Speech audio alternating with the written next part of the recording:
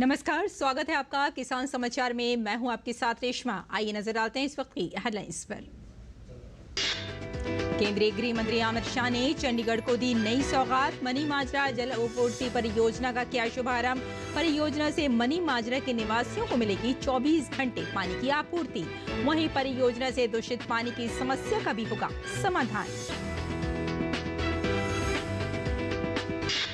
जम्मू कश्मीर के एलजी मनोज सिन्हा ने 500 किसान खिदमत घर की आवंटित।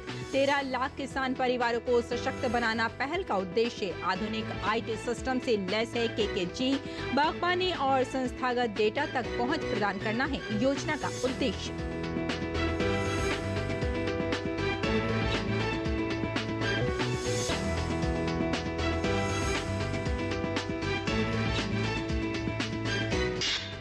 बारहवीं के बाद एग्रीकल्चर में ग्रेजुएशन या पोस्ट ग्रेजुएशन करके छात्र बना सकते हैं अपना बेहतर भविष्य। झारखंड राय यूनिवर्सिटी एग्रीकल्चर में पढ़ाई के लिए एडमिशन प्रक्रिया 14 अगस्त 2024 तक है जारी। खास बात यह है कि युवाओं को बिना प्रवेश परीक्षा के सीधे दिया जा रहा है प्रवेश। भारतीय खाद्य सुरक्षा एवं मानक प्राधिकरण ने स्टिकर लगे फलों को न खाने की दी सलाह। ऐसे फलों का सेवन आपकी सेहत को पहुंचा सकता है नुकसान। अमूमन स्टिकर पर लगा गोंद बेहद खराब क्वालिटी का होता है, जो फलों को करता है खराब और कैंसर जैसी बीमारी का भी बनता है कारण।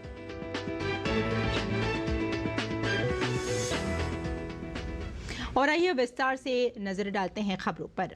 केंद्रीय गृह मंत्री अमित शाह ने आज चंडीगढ़ में मनी माजरा जलापूर्ति परियोजना का शुभारंभ किया।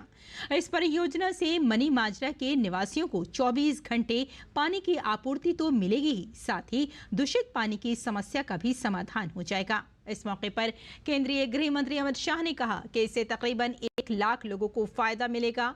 उन्होंने कहा कि अब इस इलाके में लोगों को फिल्टर लगाने की जरूरत नहीं पड़ेगी। 130 करोड़ संकल्पवान लोग भारत को विकसित भारत बनाने के लिए कटिबद्ध है और आज इसके सैकड़ों हजारों करोड़ों कामों की लड़ी में एक बहुत अच्छा काम चंडीगढ़ यूटी में हुआ है।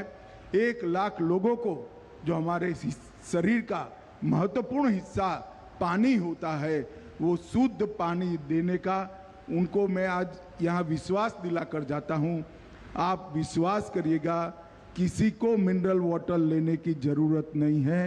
ये पानी अपने आप में ही इतना शुद्ध है।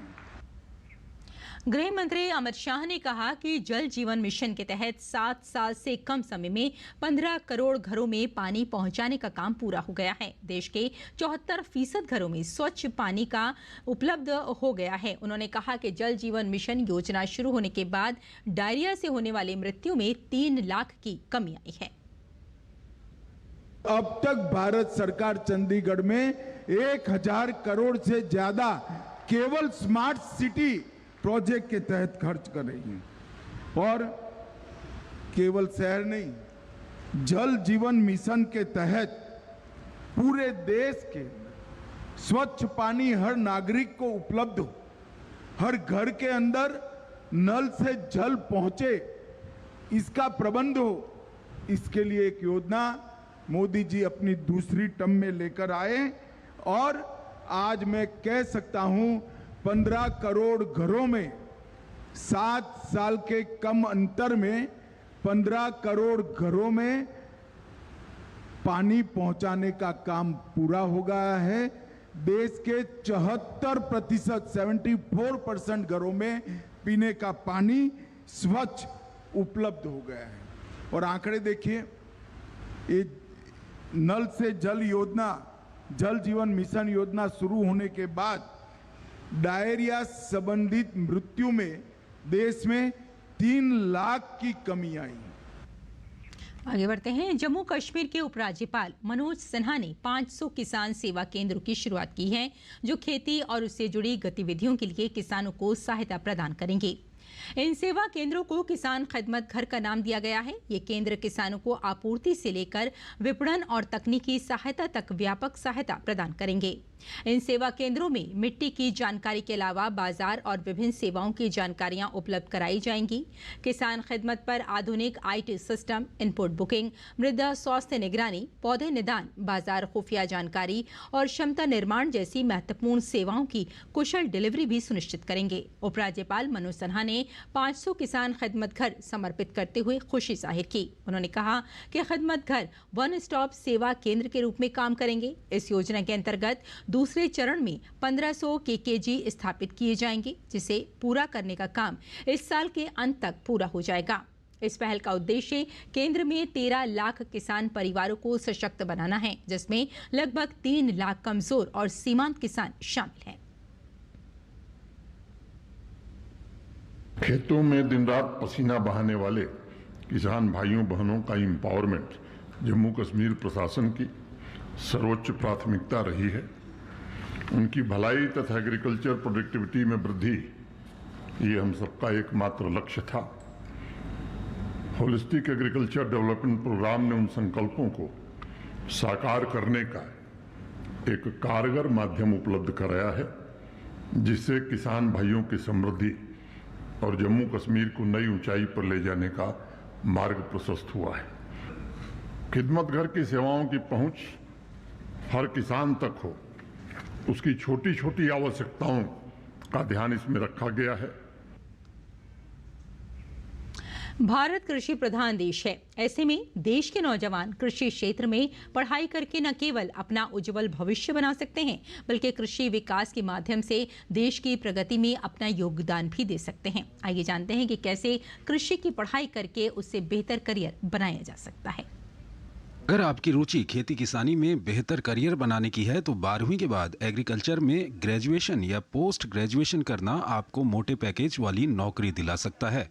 निजी क्षेत्र की कंपनियों में नौकरी हासिल करने के अलावा कृषि विभाग या दूसरे सरकारी विभागों, बैंकों में अधिकारी बना सकता है। जबकि पढ़ाई के बाद युवाओं के पास आगे भी PhD और रिसर्च के रास्ते खुले रहते हैं। युवाओं के लिए अभी भी एडमिशन चालू है। एग्रीकल्चर सेक्टर में बढ़िया करियर और सरकारी नौकरी मिलने के मौकों के साथ ही खुद का बिजनेस शुरू करने का विकल्प होने के चलते एग्री कोर्सेज डिमांड युवाओं में बढ़ी है। एग्रीकल्चर में ग्रेजुएशन या पोस्ट ग्रेजुएशन के साथ ही दूसरे कोर्स कराने वाली ज्यादातर यूनिवर्सिटी कॉलेज में जुलाई सत्र 2024 के एडमिशन की प्रक्रिया लगभग पूरी हो चुकी है। लेकिन झारखंड यूनिवर्सिटी में एग्रीकल्चर में पढ़ाई के लिए एडमिशन प्रक्रिया अगस्त में भी चालू है। ऐसे में जो छात्र इस सेक्टर में करियर बनाने के इच्छुक हैं, उनके लिए एडमिशन पाने का अंतिम मौका है। कृषि क्षेत्र में छात्रों के आवेदन के लिए झारखंड राय यूनिवर्सिटी रांची ने बताया है कि यूनिवर्सिटी में एग्रीकल्चर विभाग के तहत एग्री कोर्सेज में एडमिशन खुले हुए हैं। छात्र 14 अगस्त 2024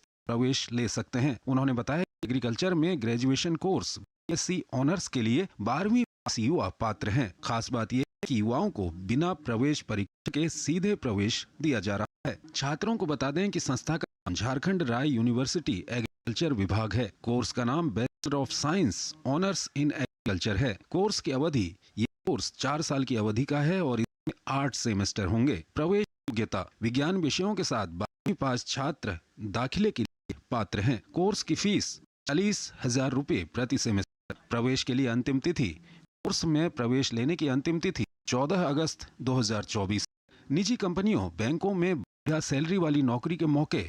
इस सब जानकारी के माध्यम से कृषि में करियर बनाने वाला कोई भी छात्र यहां आवेदन कर सकता है। एग्रीकल्चर की पढ़ाई के बाद युवाओं के पास रोजगार के अच्छे अवसर होते हैं। इसके साथ ही कृषि सेक्टर में काम करने वाली कंपनियों में, बीज कंपनियों, मिट्टी के लिए काम करने वाली फर्म, NGO में नौकरी हासिल कर सकते हैं। सरकारी विभाग में छात्र जूनियर साइंटिस्ट होते हैं। बैंक में स्पेशलिस्ट ऑफिसर, क्रेडिट ऑफिसर, किसान क्रेडिट कार्ड की नौकरी भी पा सकते हैं। एग्री एंटरप्रेन्योर अपने आप में बहुत बड़ा सेक्टर बन गया है। एग्रीकल्चर की पढ़ाई करने वाले छात्र इस क्षेत्र में खुद का बिजनेस भी कर सकते हैं। छात्रों को एग्रीकल्चर में ग्रेजुएशन के बाद सरकारी विभागों में नौकरी भी मिल सकती है। एग्रीकल्चर की पढ़ाई के बाद प्रदेश स्तर पर राज्य सरकार के उद्यानिकी, खाद्य संस्करण विभाग, गन्ना विभाग, पशुपालन एवं पशु चिकित्सा विभाग, मंडी विभागों में सरकारी नौकरी हासिल की जा सकती है। तकनीकी सहायक, वरिष्ठ तकनीकी सहायक, उप संभागीय कृषि अधिकारी एवं जिला कृषि अधिकारी के पदों को भरने के लिए हर साल वैकेंसी भरी जाती है। इसके अलावा वन विभाग, मत्स्य विभाग और खाद्य विभाग में भी अधिकारी बना जा सकता है। एग्रीकल्चर की पढ़ाई के जरिए युवा खाद्य सुरक्षा अधिकारी, पादप सुरक्षा अधिकारी भी बन सकते हैं। खास बात यह है कि इन पदों पर भर्ती के लिए सिर्फ एग्रीकल्चर से ग्रेजुएट युवाओं से ही आवेदन लिए जाते हैं। तो फिर तैयारी करें वो छात्र जो कृषि क्षेत्र में अपना करियर बनाना चाहते हैं। ब्यूरो रिपोर्ट के साथ संगीता अग्रवाल की रिपोर्ट, डीडी न्यूज। और स्टिकर लगे फलों को बाजार में बिकते देख अक्सर हम उन्हें अच्छी क्वालिटी का मानते हैं, लेकिन ऐसा नहीं है। आइए जानते हैं कि कैसे इस तरह के स्टिकर लगे फल आपकी सेहत को नुकसान पहुंचा सकते हैं। बड़े शहर हो या फिर कोई छोटा बड़ा जिला, हर जगह अब आपको स्टिकर लगे ही सेब संतरे बिकते दिखते होंगे। फलों पर स्टिकर लगा देख अधिकतर लोग समझते हैं कि ये प्रीमियम क्वालिटी का और बाहर से इंपोर्ट किया हुआ फल है जो हमारी सेहत के लिए अच्छा होगा। इसकी क्वालिटी भी बहुत अच्छी होगी तो कुछ महंगा खरीदने में भी कोई हर्ज नहीं है। फल बेचने वाले भी ग्राहक की इस मानसिकता का जमकर फायदा उठाते हैं और प्रीमियम क्वालिटी और विदेश से मंगाने की बात कहकर खूब चूना भी लगाते हैं। सेब हो या संतरा, ऐसे हर फल पर आपको मॉल से लेकर रेहड़ी पटरी तक स्टिकर लगे हुए दिखाई देंगे। ऐसे फलों को खरीदने में भी लोग तरजीह देते हैं, लेकिन 100 में से 99 लोगों को इसकी असलियत के बारे में पता नहीं होता। ज्यादातर लोग इसे प्रीमियम क्वालिटी और इंपोर्ट किया हुआ फल मानते हैं। तो चलिए आज हम आपका ये भ्रम भी दूर कर देते हैं। दरअसल इन स्टिकर्स का ना तो इंपोर्ट या एक्सपोर्ट से कोई लेना देना है और ना ही, बल्कि ये सीधे तौर पर आपकी सेहत से जुड़ा होता है। तो आइए इसके बारे में हम आपको बताते हैं। अगर आपको सेब या संतरे पर 4 डिजिट का स्टिकर लगा दिखे तो उसे खरीदने से पहले सावधान हो जाइए। इन स्टिकर पर लिखे नंबरों की शुरुआत भी 4 अंक से होती है, जैसे 4026 अथवा 4987 आदि।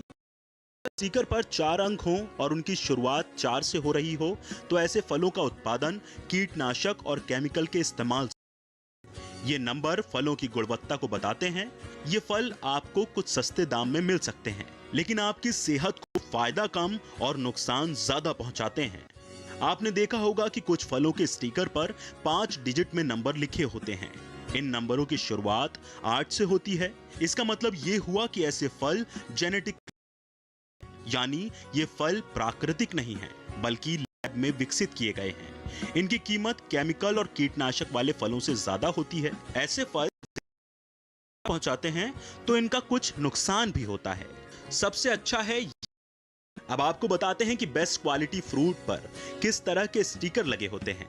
ऐसे स्टिकर पर नंबरों की संख्या तो 5 ही होती है, लेकिन इसकी शुरुआत 9 से होती है। इसका मतलब है कि इन फलों को बिना केमिकल और कीटनाशक के ऑर्गेनिक तरीके से पैदा किया गया है।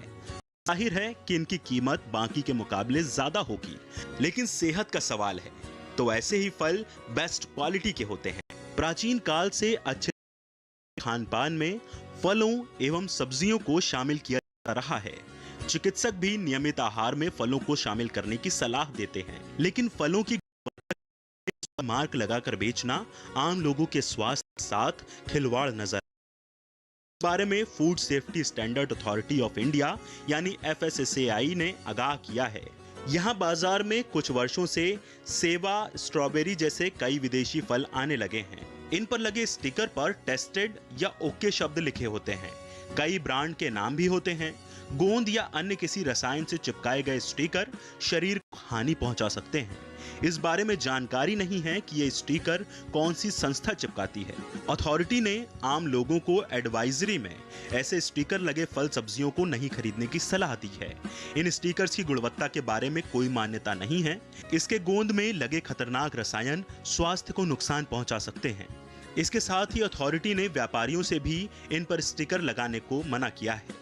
शायद आपको पता नहीं है कि सरकार फलों पर स्टिकर लगाने की अनुमति नहीं देती। सरकार स्टिकर लगाकर ब्रांड का नाम, बेस्ट क्वालिटी, ओके टेस्टेड या PLU कोड लिखने की अनुमति नहीं देती है। ऐसे फल या सब्जियां बड़ी दुकानों या रिटेल शॉप पर अधिक आती हैं। अच्छी गुणवत्ता के नाम पर स्टिकर लगाकर इनको बेचा जाता है। इससे ग्राहक भ्रमित हो जाता है। ऐसे फल और सब्जियां जिन पर दाग धब्बे नहीं होते, उनको अच्छी तरह से चमकाकर उस पर स्टिकर लगा दिया जाता है। इस स्थिति में ग्राहक चमक दमक देखकर आकर्षित हो जाता है, जो उसकी सेहत के लिए बहुत ही हानिकारक है। तो फिर आज से आप बाजार में स्टिकर लगे फलों को ना खरीदें। साथ ही बाजार से फल एवं सब्जियों की खरीदारी से पहले उसकी पूरी जानकारी ले लें। ब्यूरो रिपोर्ट के साथ संगीता अग्रवाल की रिपोर्ट, डीडी न्यूज। और हरियाणा सरकार ने किसानों के लिए बड़ी घोषणा की है। मुख्यमंत्री नायब सिंह सैनी ने ऐलान किया कि आज से हरियाणा सरकार किसान की प्रत्येक फसल को एमएसपी पर खरीदेगी। मुझे ये भी बताते हुए बड़ी खुशी हो रही है कि पिछले 10 वर्षों में हमारी सरकार ने किसानों की 14 अन्य फसलें भी एमएसपी पर खरीदने का काम किया था और आज 9 फसलें और बकाया हैं। हरियाणा प्रदेश की जितनी भी फसलें हैं सारी की सारी एमएसपी पर खरीदने का काम ये हमारी सरकार करेगी। आज मैं इसकी घोषणा करता हूं। और देश का अधिकांश हिस्सा मानसूनी बारिश की चपेट में है। मौसम विभाग का कहना है कि बारिश का ये सिलसिला अभी जारी रहने की उम्मीद है। इस बीच मौसम विभाग ने कई राज्यों में बरसात को लेकर ताज़ा अलर्ट जारी किया है। मौसम विभाग के मुताबिक मध्य प्रदेश के पश्चिमी हिस्से, राजस्थान के पूर्वी हिस्से, गुजरात, कोंकण क्षेत्र, गोवा और मध्य महाराष्ट्र में अलग अलग स्थानों पर तेज बारिश होने की संभावना है। इसलिए मौसम विभाग ने इन राज्यों के लिए रेड अलर्ट जारी किया है। इस सप्ताह के दौरान जम्मू कश्मीर, हिमाचल प्रदेश, उत्तराखंड और राजस्थान में गरज के साथ वर्षा होने की भी संभावना है। साथ ही इस सप्ताह उत्तर प्रदेश, पंजाब, हरियाणा, चंडीगढ़ और दिल्ली में भी बारिश होने का अनुमान है। 6 और 7 अगस्त को उत्तराखंड में अलग अलग स्थानों पर भी तेज बारिश का अनुमान जताया गया है। हिमाचल प्रदेश के शिमला, मंडी और कुल्लू जिलों में बादल फटने की घटनाओं में लापता लोगों की तलाश आज 5वें दिन भी जारी है। राज्य में अलग अलग स्थानों पर बादल फटने की घटनाओं के बाद 42 लोग अब भी लापता हैं। इनमें से 36 लापता लोग शिमला जिले के रामपुर के समेज इलाके के हैं। मंडी जिले के तेरंग में तलाशी अभियान के दौरान कल 2 और शव बरामद किए गए हैं।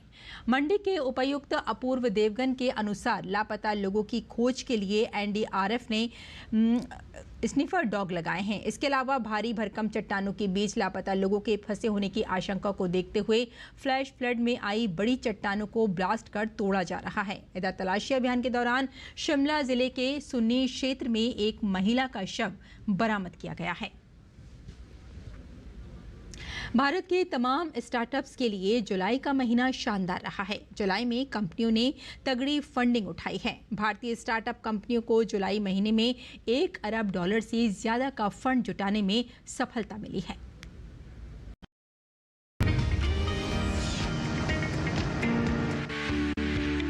स्टार्टअप में फंडिंग को आसान बनाने के लिए सरकार की ओर से आम बजट 2024-25 में एंजल टैक्स को हटा दिया गया है।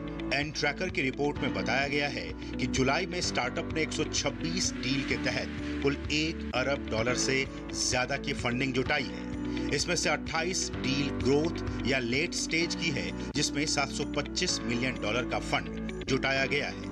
वहीं 72 डील शुरुआती स्टेज की है, जिसमें करीब $312 मिलियन जुटाए गए हैं। वहीं 26 डील में जुटाई गई राशि का खुलासा नहीं किया गया है। भारतीय स्टार्टअप कंपनियों को जुलाई महीने में $1 अरब से ज्यादा का फंड जुटाने में सफलता मिली है। इसमें 2 भारतीय स्टार्टअप का विशेष योगदान रहा, जिन्हें $100 मिलियन से ज्यादा की फंडिंग मिली है। ई कॉमर्स स्टार्टअप पर्पल और ऑटोमोटिव टेक स्टार्टअप रैपिडो, दोनों में से हर एक ने $120 मिलियन का फंड जुटाया है। इसके बाद ऑनलाइन होटल चेन ओयो ने $50 मिलियन, फिनटेक कंपनी नावी ने $38 मिलियन और consumer tech company urban company की ओर से $38 मिलियन की फंडिंग जुटाई गई है। इससे पहले जून में भारतीय स्टार्टअप की ओर से $1.93 अरब की फंडिंग जुटाई गई थी। इसकी वजह प्रोजेक्टों द्वारा $665 मिलियन की फंडिंग एक बार में जुटाना था। आपको बता दें कि भारत में कुल 1,40,000 स्टार्टअप DPIIT से मान्यता प्राप्त है।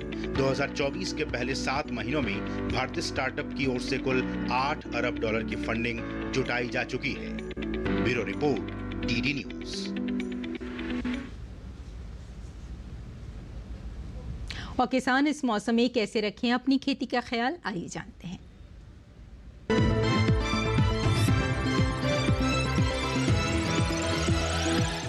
नमस्कार, आप देख रहे हैं DD किसान।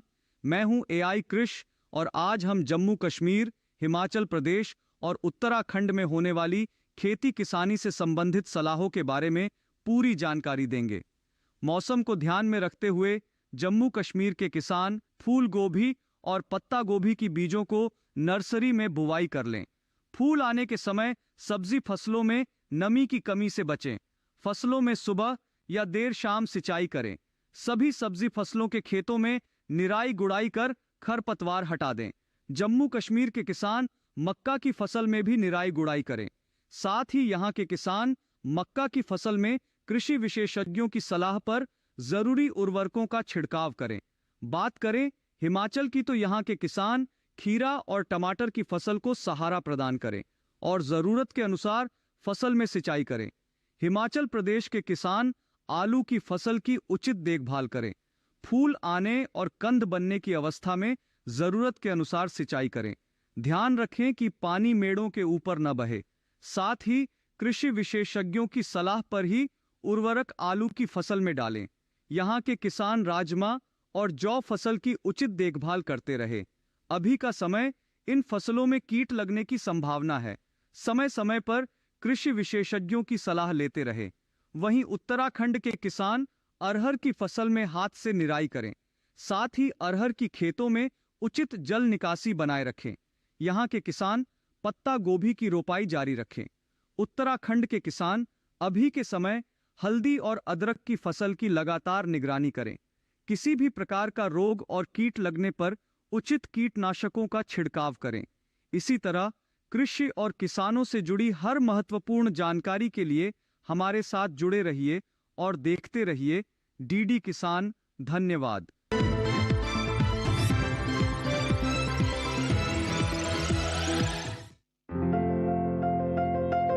ये समय मूली की पूसा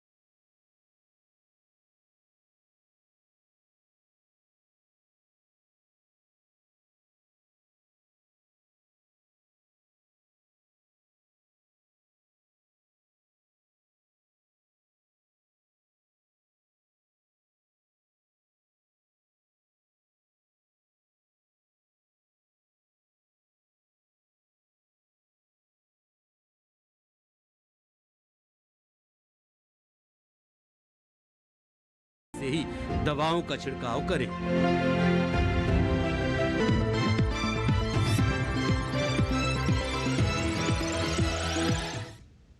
और आइए खेती किसानी के साथ साथ आप नजर डाल लेते हैं कुछ और महत्वपूर्ण खबरों पर। खास खबर में